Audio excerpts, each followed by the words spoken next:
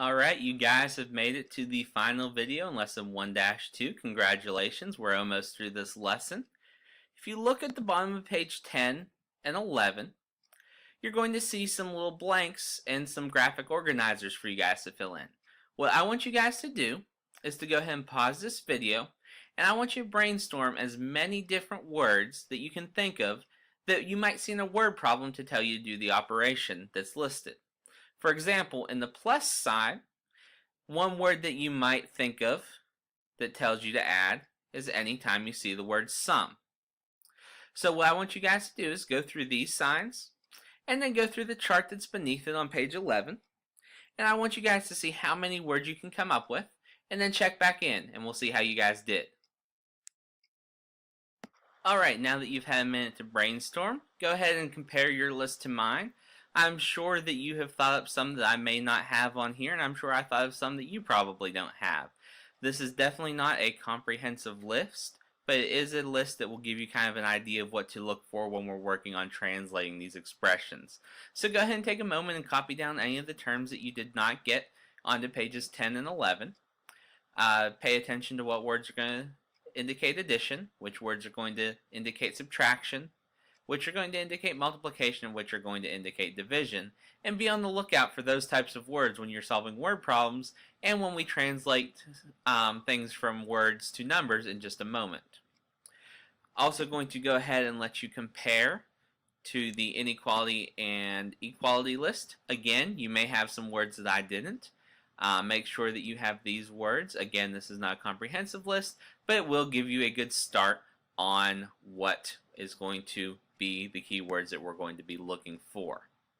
Alright, if you need to pause the video, go back, review those other terms, get a chance to copy those down, and then let's take a look at examples 5, 6, and 7. So what we want to do in these types of problems, we're going to be taking them from words and putting them into numbers. And we really want to break these down piece at a time. So I'm just going to read this across the first time and look at what pops out for us. So the first thing I see, 6 less than the product of a number and 7. So I first off see a 6 right there. So we know we're going to have a 6. We have a less than, which is going to tell us that we're doing some sort of subtraction. We're going to have the product, which is always multiplication. A number. Now we don't really have a number yet, but one thing that we've learned is when we have a number that we don't know, we can use a variable to take its place. Now, so I don't get confused with my multiplication, I'm going to just use an n, but you can use any letter that you want. And then we have 7. Alright, so putting this together, we have 6 less than the product of a number and 7. So, order of operations, we would want to do our multiplication first. So the two things that we're multiplying together is the product of the number and 7. So we are multiplying 7 times n, which we can rewrite as 7n. And then we want 6 less than that. So we have to pay attention, especially with these subtraction problems, that we get things in the right order. We want the 6 to be less than the product of 7n. So we want to be taking that 6 away from the 7n. So to show that we're taking the 6 away from the 7n and not the other way around, we want to put the 7n first, and then we want to subtract 6. And that would be our final answer for example number 5. Going ahead and looking at example 6, we want to use the same method. 5, and that's already given to us as a number, more than a number. So right away I'm thinking this could be an inequality or this could be addition. Some of our terms are very close together, so let's go ahead and read the rest of the problem.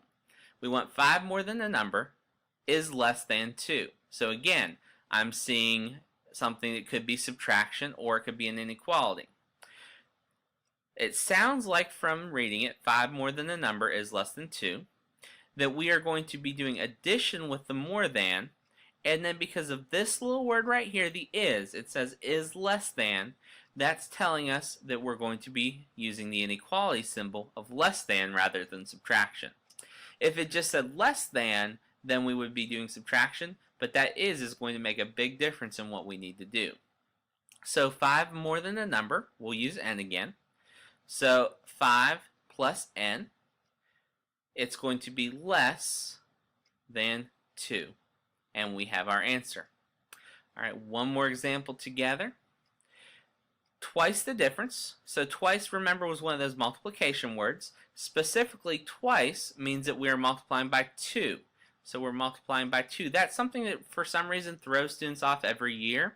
Anytime you see twice, anytime you see double, it means you're multiplying by specifically 2.